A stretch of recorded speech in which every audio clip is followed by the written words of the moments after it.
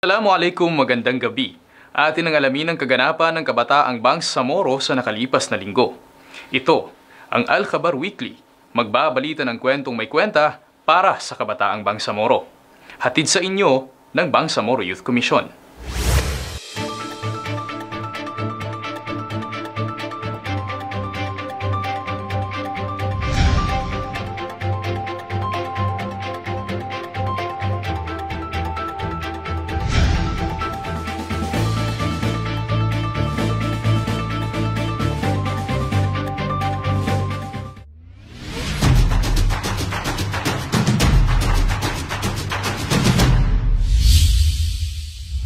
Sinimula ng Bangsamoro Youth Commission ang pagbabalangkas ng Bangsamoro Youth Welfare and Development Code o BYWDC noong August 14 hanggang August 23 ngayong taon. Narito ang report. Sa pamamagitan ng serye ng focus group discussion, nagbalangkas ang Bangsamoro Youth Commission ng Bangsamoro Youth Welfare and Development Code o BYWDC. Ang nasabing inisyatibo ay dumaan sa serye ng Focus Group Discussion o FGD na sinimulan noong Lunes, August 14 sa Cotabato City, kung saan dinaluhan ng mga opisyal ng BYC at mga organisasyon ng kabataan mula sa Maguindanao, Cotabato City at Special Geographic Areas ng North Cotabato. Ayon kay BYC Chairperson Marjani Mimbantas Makasalong, ang Youth Code ay isang mahalagang batas na magbibigay ng komprehensibong balangkas upang pangalagaan ang mga karapatan ng kabataan, tiyakin ang kanilang pag-unlad at bigyang daan ang kanilang makabuluhang partisipasyon sa mga proseso ng paggawa ng desisyon sa loob ng Bangsamoro Autonomous Region in Muslim Mindanao. Ginanap ang serye ng FGD sa iba't ibang probinsya ng rehiyon, kabilang na ang Lanao del Sur, Basilan, Sulu at Tawi-Tawi, upang makakalap ng mahalagang insight o pananaw at ideya mula sa mga kabataan para sa pagbabalangkas ng Youth Code. Samantala, inaasahang matatapos ang nasabing mekanismo ngayong Nobyembre. Nakiisa ang Bangsamoro Youth Commission kasama ang iba't ibang institusyon ng Bangsamoro Autonomous Region in Muslim Mindanao sa isinagawang kick-off ceremony ng 123rd Philippine Civil Service Anniversary o PCSA noong Biyernes, September 1 sa Bangsamoro Government Center, Cotabato City.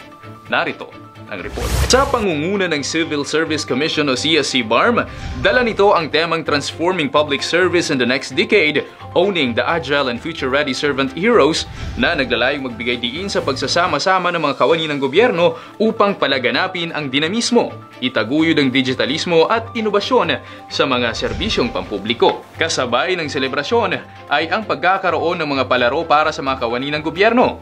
Isinama sa mga aktibidad ang mga palaro sa iba't ibang uri ng sports, kung saan nagkaroon ng pagkakataon ng mga kawani na ipamalas ang kanilang husay at kasanayan sa palakasan.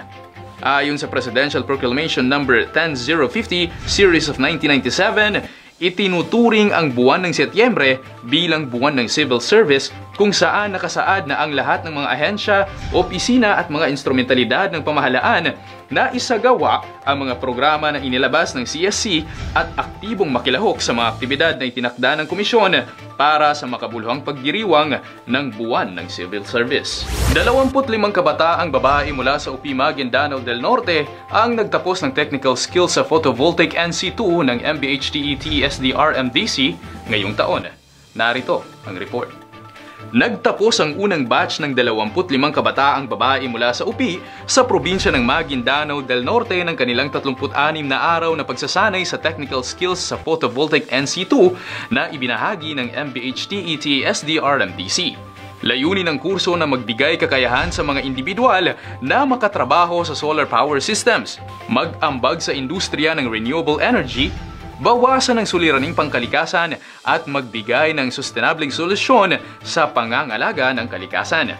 Ang mga kasanayang ito ay mahalaga sa pagharap sa mga hamong kaugnay ng enerhiya at sa pagtataguyod ng green environment at sustainable energy. Ito ay sumasaklaw sa mga pangunahing kakayahan tulad ng pagsasagawa ng pagsusuri sa lugar, pagsusuri ng PV components at pagsunod sa mga materyales, pag-install at pagkukomisyon ng PV system at paghahanda ng mga kinakailangan dokumento para sa pag-install ng PV systems. Ang mga nakapagtapos ay isinailalim sa apprenticeship sa Engineering Office ng LGU ng UP upang matutunan ang iba't ibang kasanayan. Kasama na rito ang mga kakayahan sa pakikipag-ugnayan sa trabaho, pagtatrabaho sa isang team, pagpapakilala ng profesionalismo, pag-iingat sa kalusugan at kaligtasan sa trabaho, at iba pang praktikal na kaalaman na makatutulong sa kanilang pag-unlad. Samantala, ipinaabot ni BYC Commissioner Nasseruddin Dunding ang kanyang mensahe upang ipamalas ang suporta ng komisyon sa pagpapabuti ng kabataan sa rehiyon.